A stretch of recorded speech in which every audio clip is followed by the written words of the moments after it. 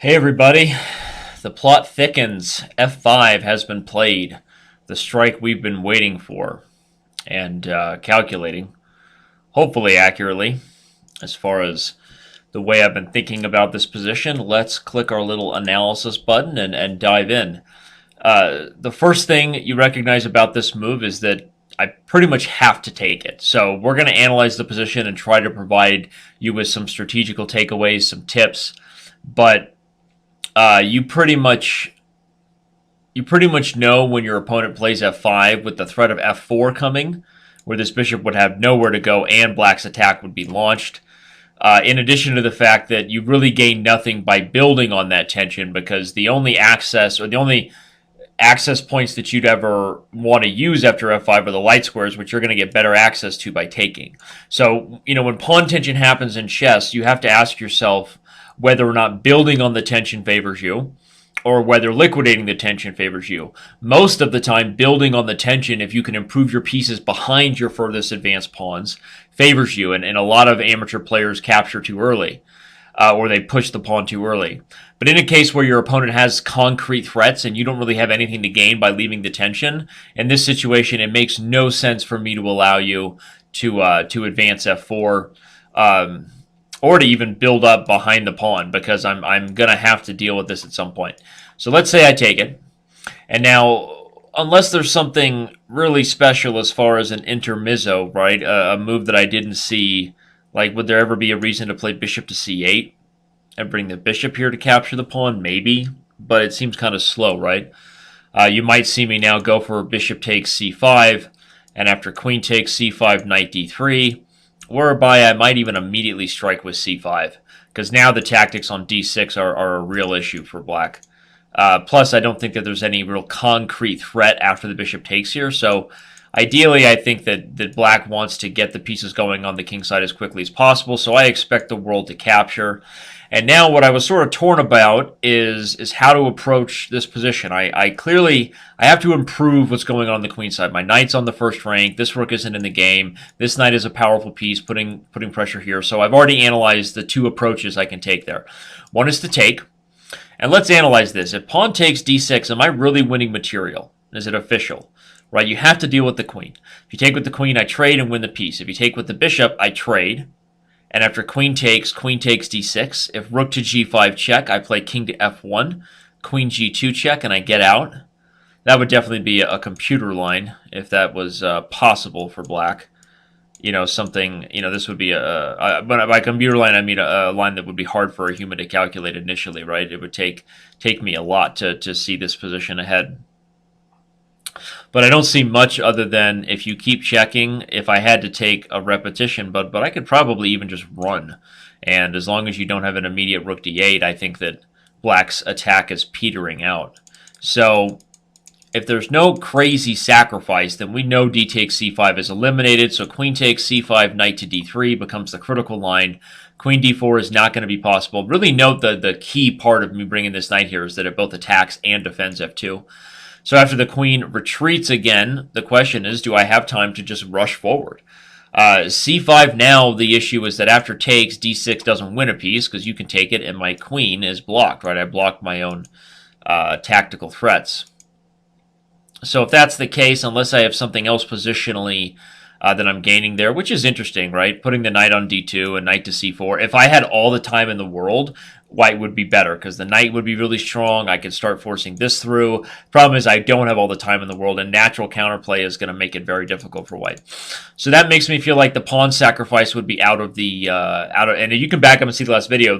I'm really just kind of confirming my initial evaluations right now, which feels good from the perspective that you're sort of calculating and analyzing to back up what your evaluation was. And you have to do both in chess. I think sometimes players end up finding themselves with bad habits doing one or the other. Players who are very comfortable evaluating things intuitively from like the pawn structure perspective, like what's my goal, where do I want my pieces. They're very good at conceptualizing the plane of the position, but they shy away from any type of I go there, he goes there, I go there, he goes there type of concrete chess.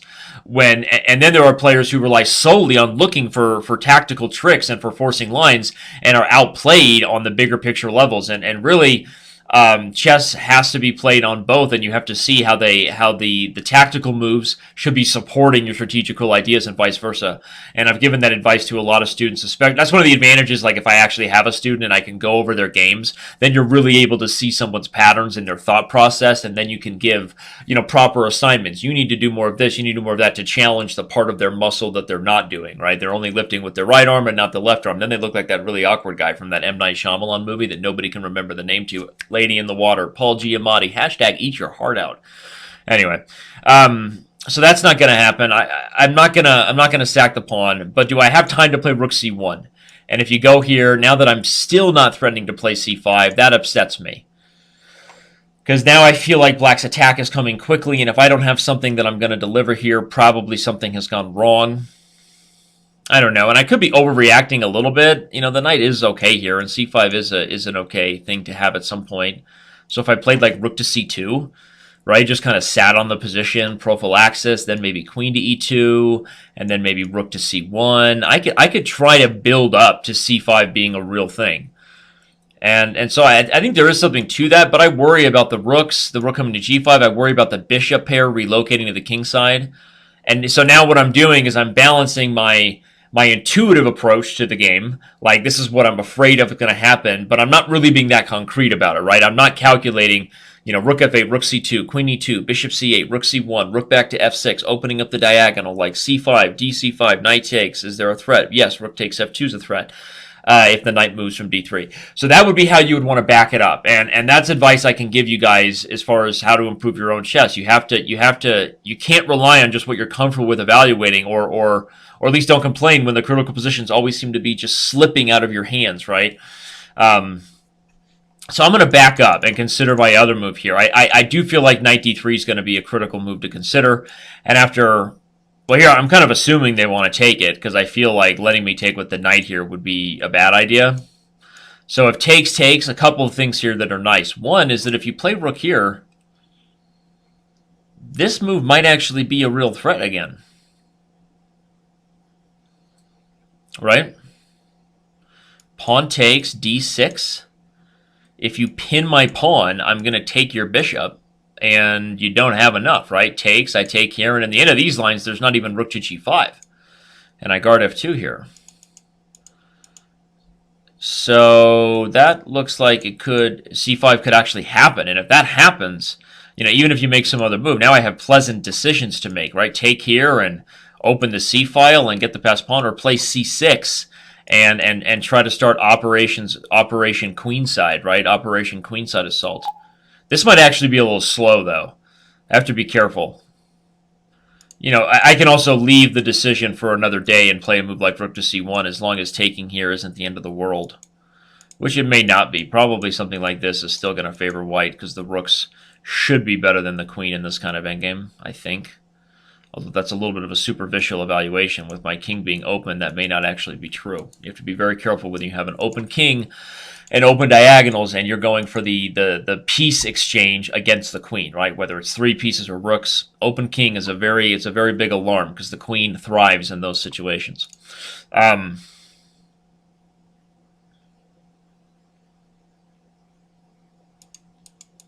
So if we got here, I'd have to decide: do I want to continue to try to grip down the king side, or try to play for c5? With bishop g5 coming, it makes me feel like I should be concrete, but let's go back to this, because this doesn't seem like this isn't thrilling for for black either. If I play rook c1, you take and I take. I mean, this is irritating. Don't get me wrong, but how irritating, right? If I exchange everything here, I'm definitely going to be better than the endgame. If he takes g2, takes, bishop takes d5, check, e4. He has queen g6 check and then picks up the e pawn. Although that's actually still a mess, because I have rook f8 and rook c8. If rook g2, king g2, bishop takes, I can also just play king to g1. My queen guards g6. And then he would have to start to deal with some threats. So part of me just doesn't buy that black's going to have enough there. It's going to be unclear. It's counterplay on the queen side versus counterplay on the king side. This is one of those moments where you really want to check the engine and see what the evaluation is, right? But you don't do that, because you're good people, and that's against the rules, and it's fun for all of us to be doing this straight up. You see my thought process, open, very transparent. I wish I knew what the evaluation was here. Maybe there's some concrete line where black is just ahead of me, and so the evaluation is actually already like really big for black, but that's what's hard for the humans to see ahead of time. And a lot of amateurs mistake a computer evaluation for being, really great when black's already that much better, but it really only depends on like this one long line, right? That the computers see and humans don't. As I try to work my way through this Mirkwood Forest. Lord of the Rings reference? Whoa. Boom. Right? At least I didn't say Forbidden Forest. I love you, Harry. I love you. All right. Well, I think we've analyzed enough to know that the position is unclear. I feel pretty good about my plan. I do feel, again, that after takes, it looks like I'm probably going to be committing to knight to d3 right now, unless I calculate something more deeply then and decide otherwise. But the only other idea I was thinking of is if I took and played knight to d3 and then tried to relocate the knight to like a light square that was really irritating. Just stay with me. I know this seems silly, but like, what if I get the knight to e4, right? Something like this could be like kind of not fun for black to deal with. But maybe it's overrated, right? I mean, black maybe just continues to perform surgery on my open dark squares and I still lose. Could be. So I'll have to calculate that one a little bit deeper. But just like in a real practical game, you don't sit here forever. I mean, I could. Technically, I have 22 hours and 2 minutes or something. But you have to find the balance of knowing that you have to calculate, you have to evaluate, and make your best decision based on what you feel is a plan that improves your position and gives you the chances to squeeze or prophylactically deal with your opponent's threats. And that's how I would approach this game, and I think I would have to take it, as I already said, and then I guess we will see. We will see after I take it. Rook takes, knight d. We'll see how I want to calculate that position from there on out. And if I find something with bishop c5, queen c5, knight d3, I'll think about it tonight at my kid's soccer game because that's what I'm going to. Try to think about it in my head. But unless I find something I really like about the knight maneuver, I think it seems right to settle on the move I said, which is knight d3, immediately trade, and then try to look for c5 where we get two bishops versus two bishops, and see what kind of approach we can have there.